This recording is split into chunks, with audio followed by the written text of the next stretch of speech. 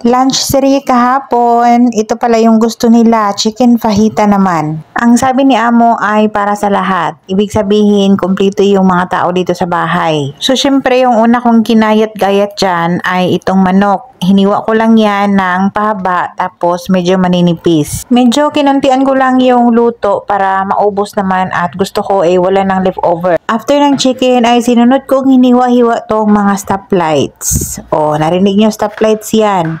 May red, green, at orange dapat yan pero wala tayong orange, naging yellow na lang. So, hiwain lang din natin yan ng pahaba na medyo payat din. Parang paghiwa lang din ng chicken. Hindi ko na inubos yung tagi-isang bell pepper na yan kasi nga yung mga bata dito ay pagkakakain ng ganito ay gusto nila chicken lang daw.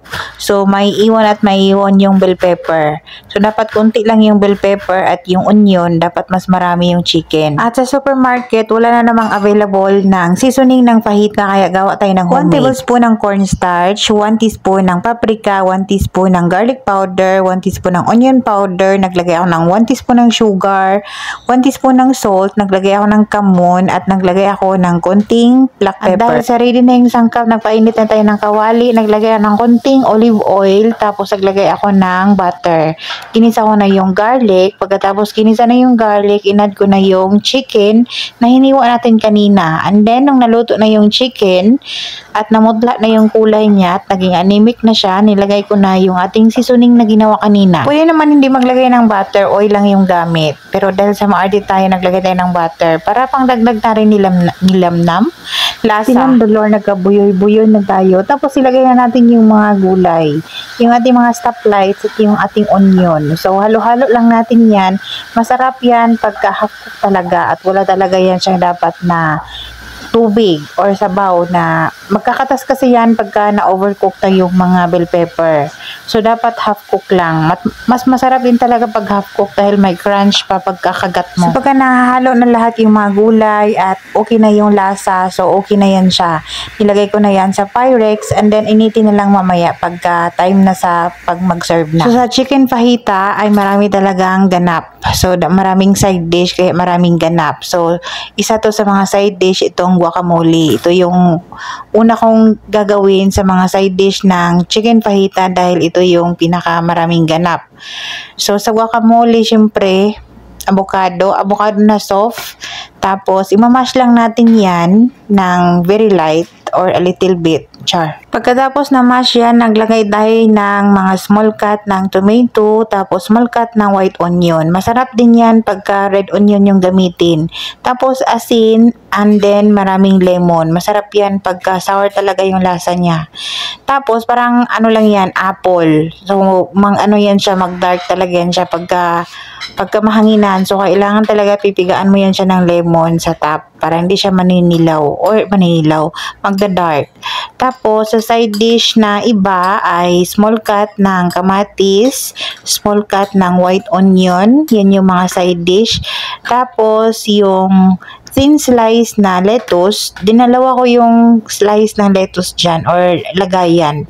Kasi nga magkulang sa kanila yung isang compartment. Tapos yung sour cream hindi mawala at yung shredded na cheddar cheese. Yan yung mga side dish ng chicken fajita. At syempre hindi mawala ang tortilla wrap dahil dito natin irarap yung ating chicken at yung mga side dish. Tapos, may dumating na bisita, dalawang mga bata, tatlo pala na mga bata, mga pinsan ng mga alaga namin dito. Bali, binisita din nila si Basma dahil itong si Basma kahapon ay dito nag-lunch. Bali, pinalabas lang siya ng saglit galing sa ospital. Babalik din naman siya doon pagkagabi na. At yung mahashi na yan ay dala na ng mga bata yun at ininit ko na lang. So, habang kumakain yung mga amo, syempre kakain na rin tayo. So, na ako dyan ng aking tortilla wrap para makakain na rin. So, yung unang ginawa ko, naglagay ako ng sour cream, yung guacamole, tapos yung chicken, naglagay ako ng lettuce. Siyempre, lahat ng mga side dish nilagay na natin. So, ganyan pag-assemble ng chicken fajita. So, medyo narami nga ng toppings, no? Pero kaya natin yan. So, yun lang naman yung aking lunch kahapon. At sobrang yummy yan pagka merong tabasco, green or red, masarap yan. So, kain tayo!